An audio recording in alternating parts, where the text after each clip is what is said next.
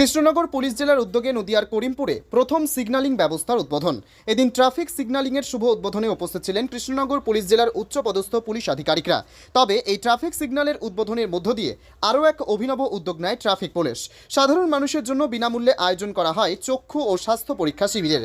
এদিন traffic signalling সহ স্বাস্থ্য এবং চক্ষু পরীক্ষা শিবিরের শুভ উদ্বোধন করেন কৃষ্ণনগর পুলিশ জেলার পুলিশ সুপার কে অমরনাথ। বিগত দিনে করিমপুর রাজ্য সড়কে যেভাবে দুর্ঘটনার সংখ্যা বেড়েছে তা থেকে শিক্ষা নিয়ে ট্রাফিক পুলিশের এই উদ্যোগ। পুলিশের প্রাথমিক অনুমান এই ট্রাফিক সিগন্যাল হওয়ার কারণে অনেকটাই দুর্ঘটনা রোধ হবে। এখানে করিমপুরে একটা মেডিকেল চেকআপ ক্যাম্প, তার সাথে আমাদের যে করিমপুর যে মোড়ে একটা ট্রাফিক সিগন্যাল উদ্বোধন হয়েছে। তো এটা আমরা অনেক দিন ধরে এখন আমাদের করিমপুর কেন্দ্র করে আমাদের অনেক ট্রাফিক ডেভেলপমেন্টসগুলো হচ্ছে। করিমপুরে একটা আমরা স্পেশাল ট্রাফিক অফিস খুলেছেন, একটা স্পেশাল ট্রাফিক ওসি দিয়েছেন।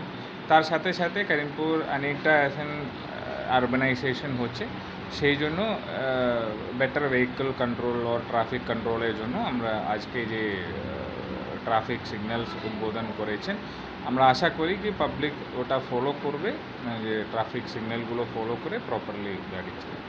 এক বছর আগে আপনাকে বাস উৎপাদন এখান থেকে বলা হয়েছিল, সেটা আপনি কার্যকরী করবেন।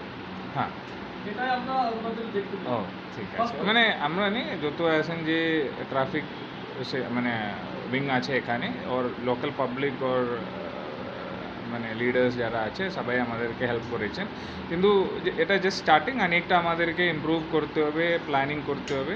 তো সেই জন্য আমরা কথা চালাচ্ছেন। I hope as an maybe in couple of years আমরা রেজাল্টস পাবো।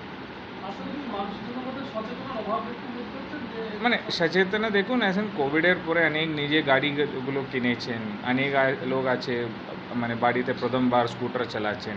রুরাল এই রোডগুলো আগে খারাপ ছিল, এখন খুব ভালো রোড হয়েছে, তো স্পিডগুলো বাড়ছেন ওখানে।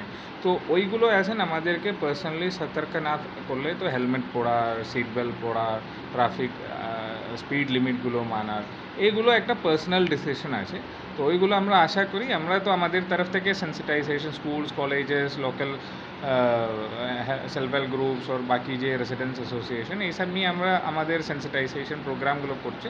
তবু এখন আমরা আশা করি আপনাদের মিডিয়ার মাধ্যমে এখন লোক ওর সচেতন হলে। ধন্যবাদ।